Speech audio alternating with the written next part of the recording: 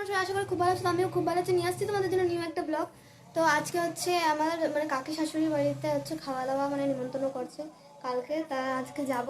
তো দিদি ওরাও এসছে, আর ঝুলনের মেলাও আছে, তার জন্য একটু বেশি মজা হবে, সবাই মিলে একসাথে হব। তো দিদির ছেলেটা আমাদের সাথেই যাবে, আমাদের বাড়িতেই রয়েছে।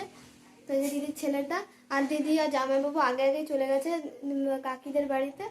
তো চলো তোমাদের সাথে শেয়ার করি সব ভিডিওটা। আমি দিদি আর হচ্ছে আমাদের রিক।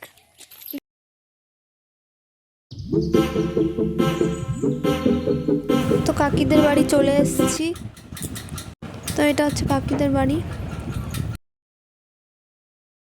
তো রিক এখানে হাই করছিল আর বলছিল কি দেখো আমাদের বাড়ি। ওর আবার ভিডিও করতে খুব ভালো লাগে, ওরও ইউটিউব চ্যানেল আছে, ও ভিডিও করে, খুব ভালো ভিডিও করে ও।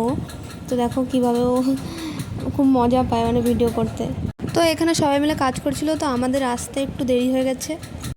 তো তারপর চলে গেলাম ঘরে। তো দেখলাম সবাই মিলে গল্প করছি, তারপর আমিও বসে পড়লাম গল্প করতে। তো গল্প টল্প করার পর চলে গেলাম কাকির কাছে। কাকি এখানে মাংস কষাচ্ছিল, হেভি সুন্দর গন্ধ বেরোচ্ছিলো মাংস দিয়ে। আজকের মেনু হচ্ছে ফ্রায়েড রাইস আর মাংস।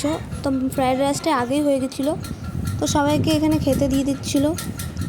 আর আমার তো মাংস থেকে খুব খিদে পেয়েছিল, তার জন্য আমি আর জামাইবাবু বসে পড়লাম খেতে। তো আরও চিল্লার পার্টিরা ছিল আমাদের সাথে, খাচ্ছিল। তো দেখো আমার থালা ভরে নিয়ে নিয়েছি। তো এখানে আমার খাওয়া হয়ে গেছিলো। তারপর হচ্ছে সবাইকে খাবার দেওয়ার পালা আমার। তো এখানে কাকাকে আমি দিচ্ছিলাম। তো এখানে বসেছিল কাকা কাকি, আর একটা কাকি ছিল, আর মা বসেছিল। ওরা আবার খেতে খেতে গল্প করছিল, আর আমিও ওদের গল্প শুনছিলাম, কী কী গল্প করে।